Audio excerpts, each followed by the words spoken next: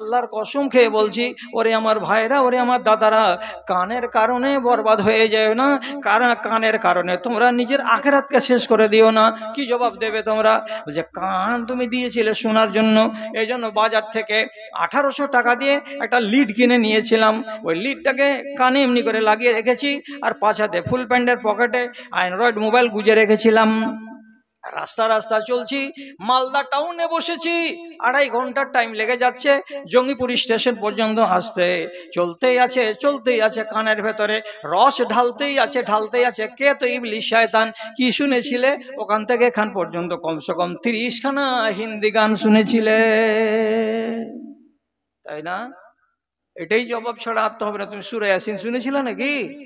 মায়ের কোন লাল আছো এখানে যে কানে লিড লাগিয়ে কোরআন শোনো? কেউ বলো তো এখানে এসে, কোন মায়ের লাল আছো বলো তো যে না কানে লিড লাগিয়ে দিয়ে আমি অমুক মাওলানার ওয়াজ শুনি? কত ইমানদারের বেটা ইমানদার আছো।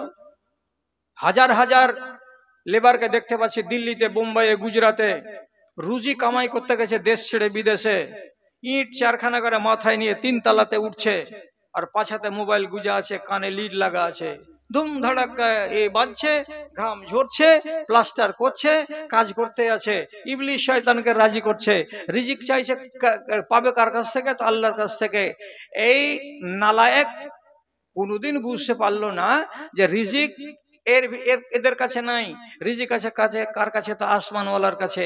অফিস সামায়ে রিজকুকুম ওয়া মা তুআদুন, আসমানের মালিক যিনি, তার কাছে যে রিজিক, আর সে দিবে, তোমার নামে রিজিক পাঠাবে। আর তুমি আসমানের মালিককে নারাজ করে দিয়ে কানে ইবলিস শয়তানের লিড ভরে রেখেছো, আর দিয়ে তুমি কামাই করছো যে আল্লাহ তুমি আমার রুজিতে বরকত দাও, টাকা পয়সাকে বাড়িয়ে দাও। যেমন খেপা কুকুর ছিলি অমনি খেপা কুকুর থেকে যাবি। কেন? যে আল্লাহ তোর উপরে নারাজ আছে। কানের হিসাব দিবি কিয়ামতের দিন। হাদিস লম্বা করবো না, একটা হাদিস বলে দিচ্ছি, দিয়ে পার পেয়ে যাচ্ছি, শুনেন। আব্দুল্লাহ বিন উমর সাথে আছেন, নবীজি চলে যাচ্ছেন মাঠ, কোথায় এক জায়গা যাবেন। হঠাৎ করে কানে আওয়াজ এসে গেল। কিসের আওয়াজ? এক রাখাল ছেলের আওয়াজ, লম্বা টানে ধরেছে একদম। বন্ধুরে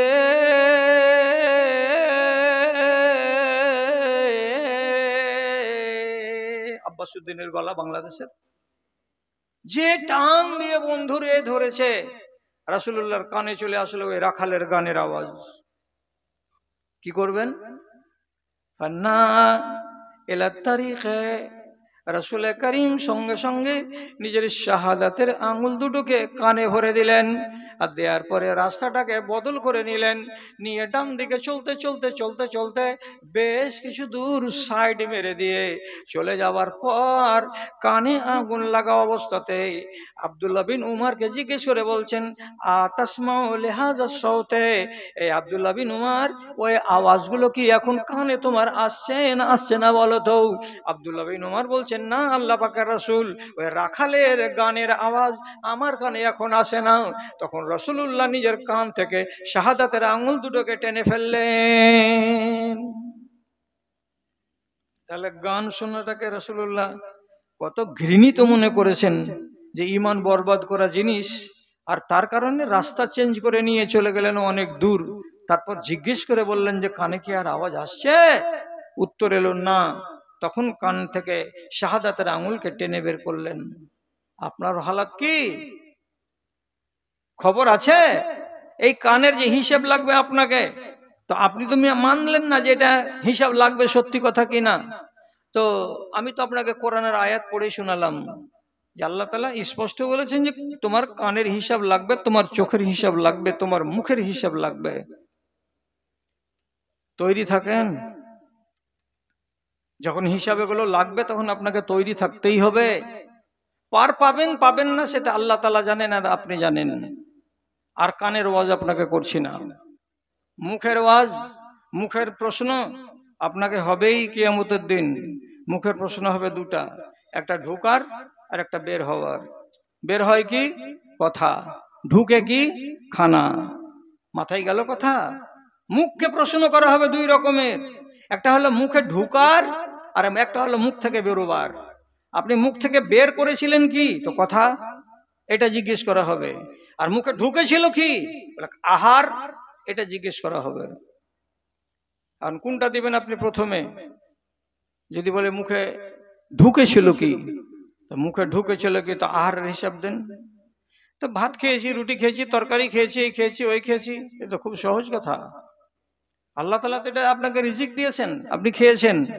এর পরের প্রসঙ্গটা হচ্ছে, এ বান্দা তুমি জানো না, জানো না পৃথিবীতে আমার কোরআন মাজিদের ভিতরে দুটো আইন লেখা ছিল। একটা আইনের নাম হলো আদেশমূলক আইন, আর একটা আইনের নাম হলো নিষেধমূলক আইন। নিষেধমূলক আইনের মানে তার ধারে কাছে যেতে পাওয়া যাবে না। তো নিষেধমূলক আইনের ভেতরে কি কি ছিল? তোমাকে কোনো মৌলবি ওয়াজ করেনি যে এগুলো এগুলো নিষেধ? ওই যে কই খেয়ালে আসে না। আপনি যেন এ কথাটা বলতে না পারেন, তার জন্য আপনার জবাবটাকে আজকেই দিয়ে দিলাম, দিয়ে পথটাকে বন্ধ করে দিলাম। কিয়ামতের দিন বলতে পারবেন না যে আমি শুনিনি। নিষেধমূলক আইন ভালো করে শুনুন। চুরি করা নিষেধ, ব্যভিচার করা নিষেধ, সুদ খাওয়া নিষেধ, মদ খাওয়া নিষেধ, গীবত করা নিষেধ, পরনিন্দা করা নিষেধ, বেহায়া হয়ে থাকা একজন নারীর, এটা হলো নিষেধ। তাহলে নিষেধের আমি মাত্র 5টা আপনাকে উদাহরণ দিলাম। তো এই 5টা জিনিস হলো মেন বলে এখানেই ক্ষান্ত হয়ে গেলাম, বাকিগুলোতে গেলাম না। আপনি কি বলতে পারবেন যে আপনার মুখে কোনোদিন হারাম যায়নি? যদি বলেন যে না যায়নি, তাহলে আপনি তো কামিয়াব। আপনার মুখে যা গেছে তা হালালি গেছে, হারাম কোনোদিন যায়নি। কিন্তু বেয়াদবি মাপ, মুর্শিদাবাদের লোক, আপনাদের উপরে আমার কোনো আক্রোশ নেই, কোনো ক্ষোভ নেই, কোনো রাগঝাল কিছু নেই, বাস্তব যা তাই বলছি। মালদারও হালাত ওই, মুর্শিদাবাদের হালাত ওই। আপনার গ্রামে 10টা ছেলে দিতে পারবেন যাদের বয়স 15 থেকে 20 বছর, কিন্তু ছেলে কয়টা? 10টা ছেলে এমন বের করে দিয়েন যে ছেলে কয়টা? এরা তিরঙ্গা খায় না, এরা গুটকা খায় না, এরা শেখর খায় না, এরা খৈনি খায় না, এরা গুল করে না, এরা পান খায় না ডিলাক্স দিয়ে, কম্বু জর্দা দিয়ে, এরা মদ খায় না। এইসব নিশা থেকে দূরে আছে এই বাচ্চাগুলো, নতুন প্রজন্ম। বুড়াগুলোকে বাদ দেন, এমন আছে যে বুড়া বাপজির আমার কবরে যাওয়ার টাইম হয়েছে তবু খৈনি খায়, আর খৈনি খেতে খেতে মসজিদের ওযুখানাতে বসে কলসাতে হাত ভরে পচা ওই জিনিসটিকে ফেলে, তারপরে বিসমিল্লাহ বলে ওযু করে। এখনো এমন বুড়া বাপজি আছে, মরার আগে পর্যন্ত ওকে হায়া শরম হলো না যে হারাম খেতে খেতে কবরে যাব কেমন করে। আপনি বের করতে পারবেন? এরকম গ্রাম আছে কোথাও যে গ্রামের লোকেরা হারামের সঙ্গে জড়িয়ে নেই? আল্লাহর কসম, গোটা গোটা নসল শেষ হয়ে গেল, গোটা গোটা প্রজন্ম শেষ হয়ে গেল। কোথাও হালাল খাওয়া ছেলে আর কোথাও হালাল খাওয়া যুবক আর এই জমানায় খুঁজে পাওয়া যায় না। মাঠ আর ঘাট বলে নেই কোনো ভেদাভেদ, অপরাধ চারিদিকে করে থই থই, প্রদীপটি হাতে নিয়ে খুঁজি আমি দাঁড়ে দাঁড়ে, হায় রে ইমানের দুনিয়াটা কই, কোরআনের দুনিয়াটা কই। যেন মোরা বাস করি চামড়ার বাড়িতে, ছিঁড়ে খাবে কোনক্ষণ কুকুরে, রাবণের রাজ চলে সব ঠাঁই দাপটে, ব্যভিচার চলে দিনে দুপুরে, ব্যভিচার চলে দিনে দুপুরে, পাপের বিনাশ করে স্বর্গের সুখ দেবে এমন সুপুত দেশে কই, প্রদীপটি হাতে নিয়ে খুঁজি আমি দাঁড়ে দাঁড়ে, হায় রে কোরআনের দুনিয়াটা কই, ইমানের দুনিয়াটা কই। কোথাও নেই। ব্যাটারি শেষ হয়ে গেল গ্রাম খুঁজে বেড়াতে বেড়াতে। ইমানের দেশ আর খুঁজে পাওয়া যায় না। মানুষ পাপ করছে দিনের বেলায় ওপেন, অথচ আগেকার যুগে পাপ হতো লুকিয়ে। কেউ যদি জেনে নিয়েছে তাহলে, না হলে কোনোদিন মানুষ বলতে যায়নি। আর এখন পাপ হয় কি ওপেন, একদম খোলাখুলি।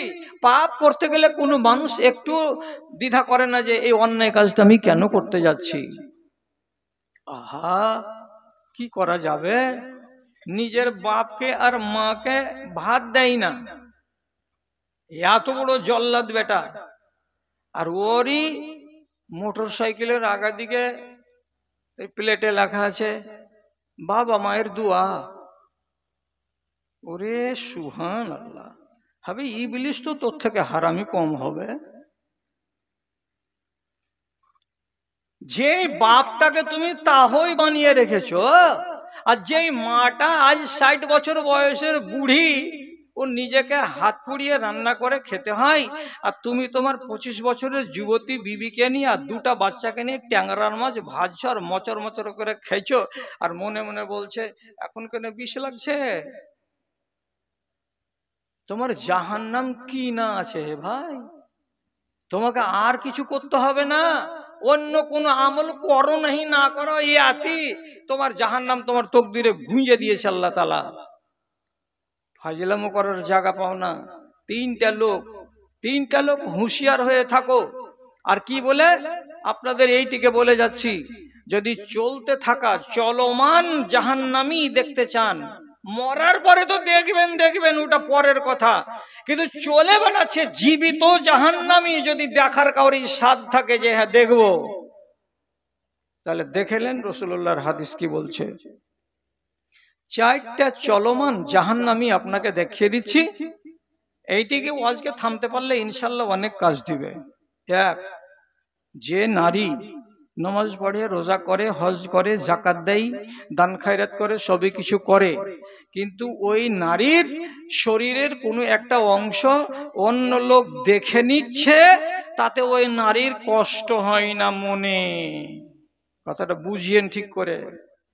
ওই নারীর মনে কষ্ট হয় না, কি বলে যা কি করলো, আল্লাহ আমার এই শরীরের অংশটা দেখে নিল অমুক লোকটা, আল্লাহকে মাপ দিও, এটা ভয় হলো। আর যদি কোনো নারী ওর পিঠ দেখায়, গলা দেখায়, হাত দেখায়, ওর শরীরের আর অঙ্গ দেখায়, ওতে যদি ওর মনে কষ্ট না হয় বরং ওর যদি আনন্দ হয়, আল্লাহর কসম খেয়ে বলছি ওই নারী হলো জাহান্নামী। এটা জিন্দা জাহান্নামী দুনিয়াতে চলে বেড়াচ্ছে। আপনি যত বড় আলেম পাবেন আপনার দেশে, আপনি ওর সাথে সলা করেন, পরামর্শ করেন, যদি উনি আমার ভাইজান আমার মতের সঙ্গে মত না মিলান, তাহলে আমি ওনার কাছে ভুল স্বীকার করে মাপ চেয়ে নিব। রাসূলুল্লাহ স্পষ্ট হাদিসে বলছেন, নিসাউন কাসিয়াতুন আরিয়াতুন মুমিলাতুন মাইলাতুন রুসুহুন্না কাসনামাতিল বখতিল মাইলাতে লা ইয়াদখুলুনাল জান্নাতা ওয়া লা ইয়াজিদুনা রিহাহা ওয়া ইন্না রিহাহা লাতুজাদু মিন মাসিরাতি কাযা ওয়া কাযা। এগুলো মেয়ে ছেলে আছে, রাস্তা যখন চলবে তখন ডানে কাত হবে, বামে কাত হবে, আর এলিয়ে এলিয়ে রাস্তা চলবে।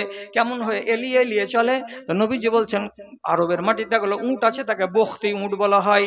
বখতি উঁট যখন চলবে, তার ওই কুহানটা, তার চূড়াটা এত বেশি মাংসওয়ালা যে ডান দিকে একবার কাত হবে, বাম দিকে একবার কাত হবে, আর এইরকম দুলবে আর চলবে।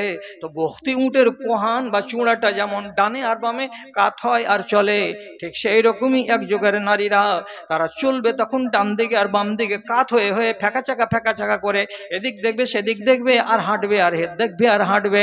এই চরিত্র যে নারীদের থাকবে। আর কার কাপড় পরে আছে কিন্তু কাপড় পরে নাই, কাপড় পরে আছে কিন্তু কাপড় পরে নাই, এর মানে কি? কাপড়টা পরে আছে এত পাতল যে তার শরীর দেখা যাচ্ছে। এই রকম কাপড় যারা পরে থাকে, এমন নারীদেরকে রব্বুল আলামিন ডেকে বলছেন এরা হলো বেহায়া। আর বেহায়া নারী সম্বন্ধে ডিক্লার দিয়ে বলছেন, লা ইয়াজিদুনা রিহা, জান্নাত তো পাবেই না, বরং জান্নাতের সেন্ট পর্যন্ত এই নারীরা পাবে না। কত দূর থেকে? তো 40 বছরের রাস্তার দূরত্ব থেকে জান্নাতের সেন্ট পাওয়া যাবে, কিন্তু নারীদের নাকে জান্নাতের সেন্ট পর্যন্ত পৌঁছানো যাবে না। দাবি করুক নামাজি, দাবি করুক রোজা রাখা, যতই কিছু করবে, একটা নারীর জন্য নামাজ, রোজা, হজ, যাকাত ইত্যাদির সঙ্গে অনিবার্য একটা আদত, সেটা হলো কি? পর্দা।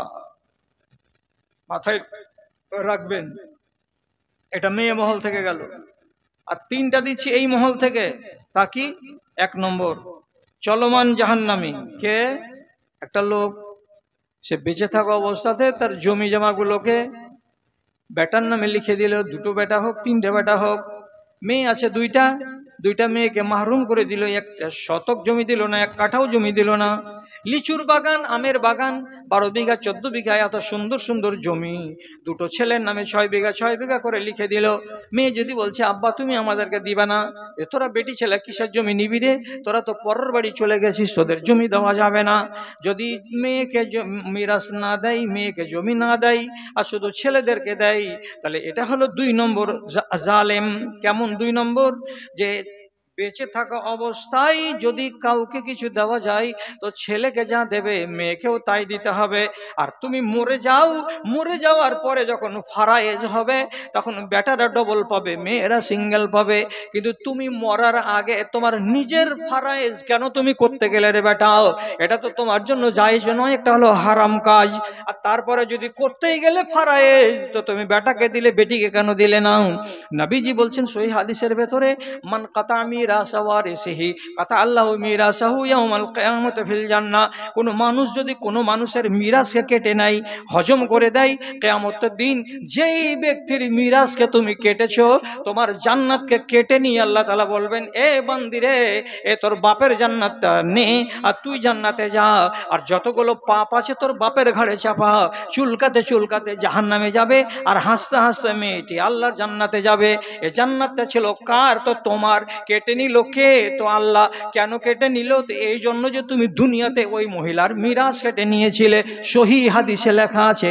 তার মানে এটা হলো জিন্দাই জাহান্নামী। আছে মুর্শিদাবাদে ছাইতনি গায়ে যদি থাকে ডিক্লার বলবেন, দেখ জাহান্নামী গেল। আর বলে যদি মারে আমাকে, তো মার থামতে পারলে বলবেন, আর না থামতে পারলে আপনি বলে এখনো খাই মার খাবেন কেন নিজে থেকে? যদি কেউ বলে যে কে বললো, আমার নাম বলে দিবেন। যত তর্ক আছে, যত ঝড় আছে, আর যত সাইক্লোন বইবে আমার নামে, ওইগুলো সহ্য করার মতো আল্লাহ রাব্বুল আলামিন আমাকে পাওয়ার দিয়েছে। আমি সইতে পারবো। আমি জাল কথা বলবো না।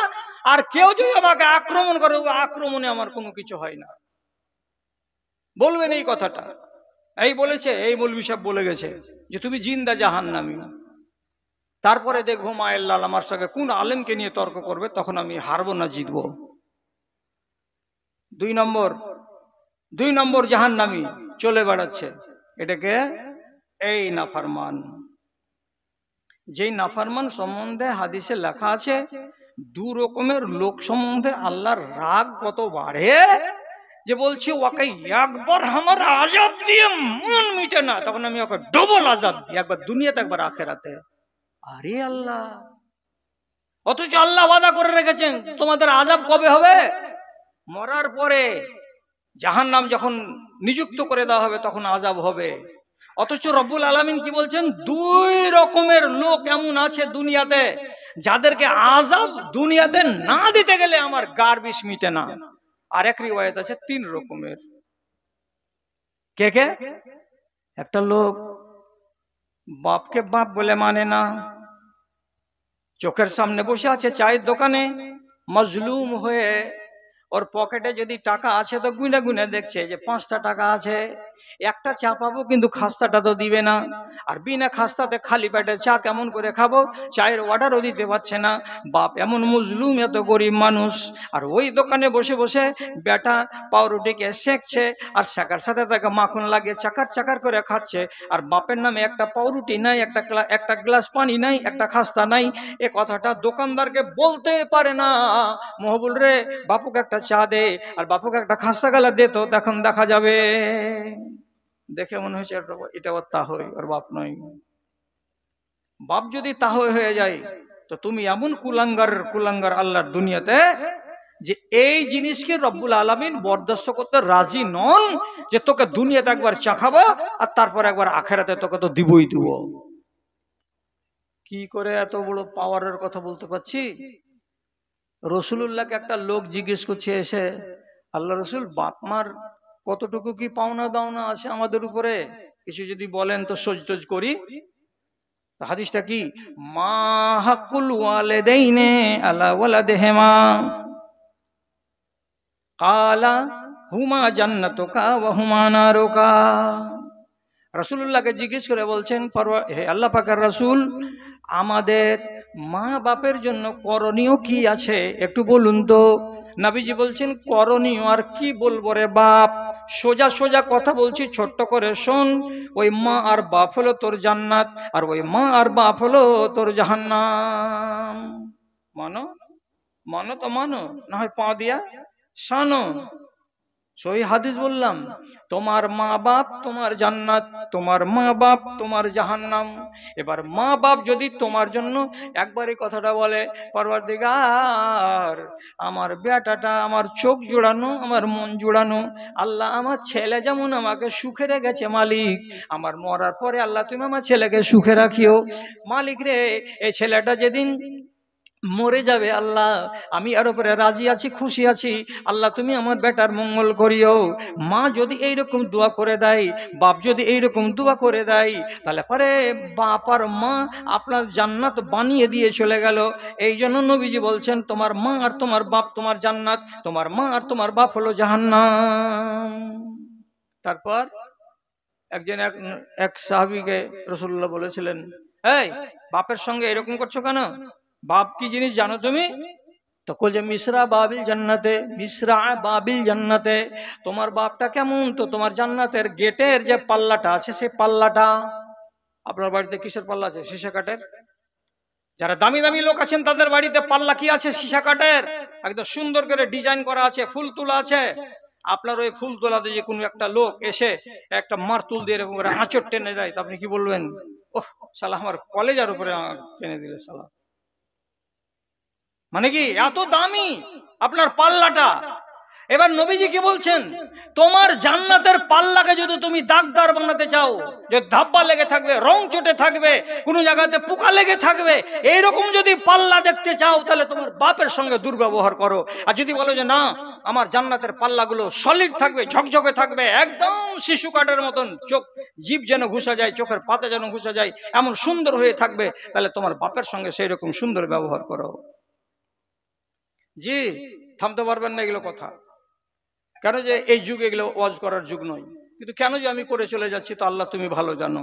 হিসাব চাইবে আপনার কাছে, তো শেষ প্রাঙ্গণে চলে আসলাম কি, যে 3টা জাহান্নামী দেখাবো। একটা লোক রসুলের কাছে গিয়ে, জসিমউদ্দিন ভাই আছে? জসিমউদ্দিন ভাই আছে? গাড়িখানে এসছে কিনা? আচ্ছা আলহামদুলিল্লাহ, তাহলে আমি আর 15 মিনিট চালিয়ে দিচ্ছি, যা হবে বুড়া মানুষ দেখা যাবে। হ্যাঁ, ফের আসতে পারবো কি পারবো না, মানে মরণ সিথানে চলে এসছে, বুঝতে পারছি। মানে লো প্রেসার পাশে ছাড়ে না, লোয়ের জ্বালাতে লাগছে, জীবন্ত অবস্থাতে মরে যাচ্ছে। হ্যাঁ বলছিলাম, কথাটা কি বলছিলাম, যে এক সাহাবী রসুলের কাছে এসে বলছে, আল্লাহ রসুল আমার একটা বিচার করে দিতে হবে আপনাকে। কিরে বাবা? কইছে আমি পকেটে 10 খান 10 টাকার নোট রেখে শুচ্ছি, সকালবেলায় উঠে যদি দেখছি তো 9 খান, 1 খান নাই। তো আমি বারে বারে এরকম করে 1 খান করে নোট হারিয়ে যাওয়া, টাকা হারিয়ে যাওয়া। আমি তখন একদিন জিজ্ঞেস করলাম আমার বাপকে, তুই টাকা লিছিস নাকি পকেট থেকে? হ্যাঁ। তখন আমার বাপ কয়েছে, দিয়েছিলি একটা আইসক্রিম খাবো ওই জন্য তো 2টা টাকা নিয়েছিলাম। টাকা নিয়ে নিবি এমনি করে রোজ রোজ? তুই কোন ধান্দা পেয়েছি এরকম করে টাকা নেওয়া? তো বাপকে তো এক ধাতানি দিল এখানে, দেওয়ার পরে রসুলুল্লাহর কাছে চলে গেছে, যা বলছে আল্লাহ রসুল আমার বাপ এরকম করে আমার পকেটে টাকা বাহির করে করে নিছে। তো বলছো বাপের বিরুদ্ধে তোমার অবজেকশন আছে, কেস করছো? যে হ্যাঁ। তোমার বাপকে এনেছো সাথে? বলছে না আনিনি। আচ্ছা কালকে তোমার বাপকে সাথে করে আনিও। ঠিক আছে। এবার চলে গেল ফেরত, যাওয়ার পরে বাপকে যে কইছে, বাপু হ্যাঁ কাল রসুল্লাহ ডেকেছে তোকে, বেলা 10টার সময় হাজির হয়ে যাবি, আমিও যাব তুইও যাবি। তখন বেচারি থতমত খেয়ে যেতেন, বলছে দুবা বেটাকে ডেকেছে রে? বলছে হ্যাঁ। কিন্তু কি ব্যাপার? তো বেটা মানে খুশির জ্বালাতে তখন বলছে, কি ব্যাপার, চল না ওখানে গেলি ঢং ধরে নিবি। কি ব্যাপার? বাপের মনে কিন্তু লাগলো ধাক্কা, ওহো তাহলে তো কেস করে দিয়েছে বেটা নবীজির কাছে। তখন বাপ বলছে, বেটা তুমি যাও, আমি পিছে পিছে আস্তে আস্তে আসছি, আর না হয় আমি আগে যাচ্ছি, তুমি পিছে পিছে আসো। বেচারি হাঁটছে, মসজিদে নববীর কাছে, নবীজির কাছে আসবে, তো গোটা রাস্তাটা গুনগুন গুনগুন করছে,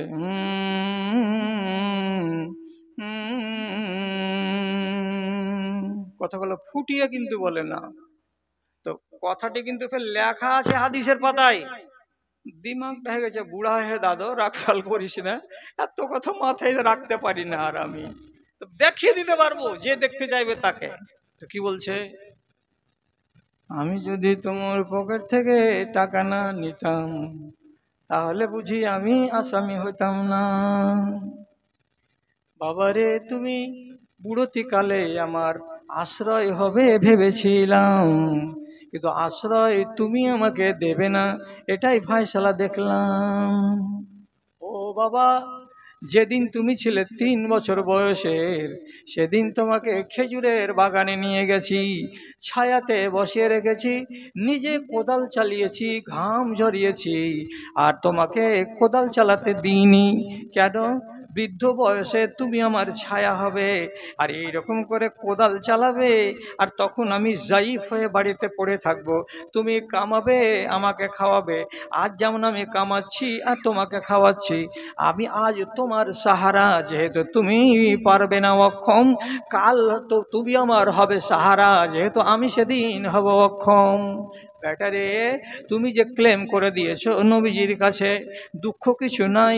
যদি একবার তুমি আমাকে বাপ বলে না ভেবে নিজের প্রতিবেশী মনে করে নিতে, যে প্রতিবেশী আমার পকেট থেকে 2 টাকা নিয়ে নিয়েছে, তো তাহলেও তো ঝামেলা হতো না। কিন্তু তুমি আমাকে প্রতিবেশীও মানতে রাজি নও, না হলে এই টাকা 2টা চলে গেছে বলে রাসূলুল্লাহর কাছে তুমি ক্লেম কেন করতে গেছিলে? যা হবে তাই হবে, সাজা মেনে নেব কাঁধে। চলো চলো তুমি আগে, আর আমি যাই পিছে পিছে। দরবারে হাজির, রাসূলুল্লাহর সামনে বাপ বেটা খাড়ো। রাসূলুল্লাহ বয়ান বিবৃতি শুনবেন বাপের মুখ থেকে। তো বলছে, বাবা, আপনার ছেলে কালকে একটা অভিযোগ করে গেছে, তো অভিযোগটার সততাটাকে যাচাই করতে হবে বলে আপনাকে আমি ডেকেছি, তো আপনি কিছু বলবেন? তো বুড়া বাবুজি বলবার আগে, হ্যাঁ বলতে তো যাচ্ছে, তখন রাসূলুল্লাহ চট করে বলছেন, তবে একটা অনুরোধ করছি বাজান। কি অনুরোধ?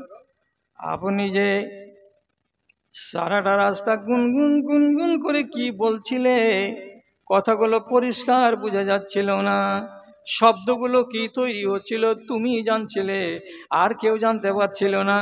আর ওই কথাগুলো ওই রকম গুনগুন গুনগুন স্বরে আমাকে জিবরিল আমিন শুনিয়ে দিয়ে গেছে।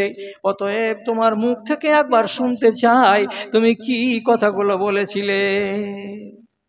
বেচারি লজ্জিত হয়ে যায়, বলছে, রাসূল, আমার রাস্তার কথাগুলো আপনি শুনে নিয়েছেন? কে আপনাকে বলল? আমাকে জিবরিল আমিন বলেছেন, তাই আমি ওর মুখ থেকে শুনেছি। তো কথাটি তোমার মুখ থেকে ডাইরেক্ট শুনবো, এটা আমার অভিমান, তুমি আমাকে শোনাও। বেচারি কি করবে, রাসূলুল্লাহর মুখের কথা শুনে এবারে 12 থেকে 14 লাইনের কবিতাকে সম্পূর্ণটাকে পড়ে শুনিয়ে দিল নবীজির সামনে। রাসূল করিম সাল্লাল্লাহু আলাইহি সাল্লাম সবটি কথাকে কান লাগিয়ে লাগিয়ে অক্ষর অক্ষর করে শুনলেন। শোনার পরে শেষ পর্যায়ে নবীজির চোখ দিয়ে পানির ফোঁটা নেমে এলো। আর এই পানির ফোঁটাটা নামার পরে পরেই রাসূলুল্লাহ বাচ্চাটার দিকে আঙুল তুলে বলছেন, আন্তা ওয়া মালুকা আলে আবিকা।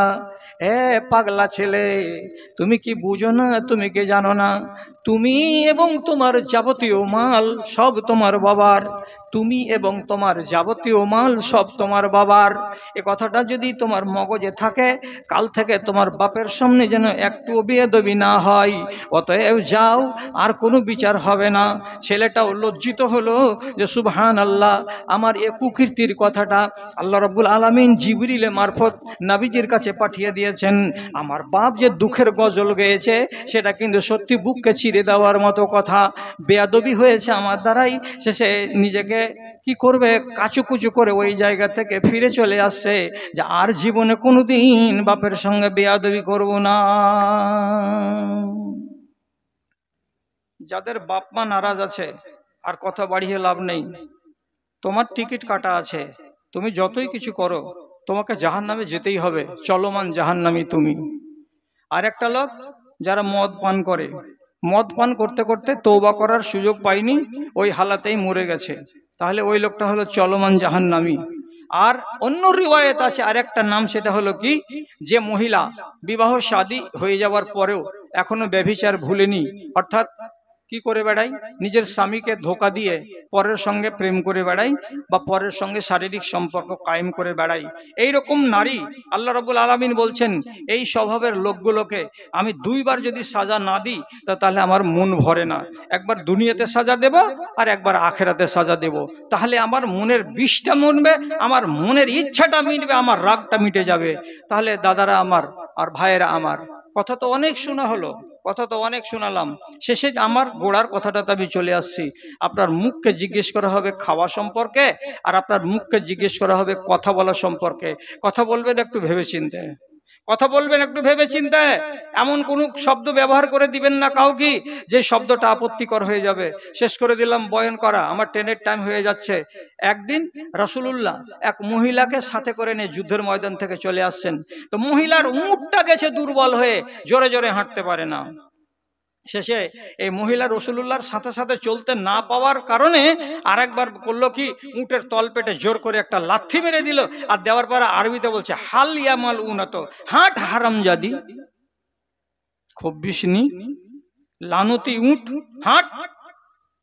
তাহলে গালটা কি বের হলো, হাল ইয়ামাল উনাত, এই অভিশপ্ত উট, হাঁট জোরে জোরে হাঁট।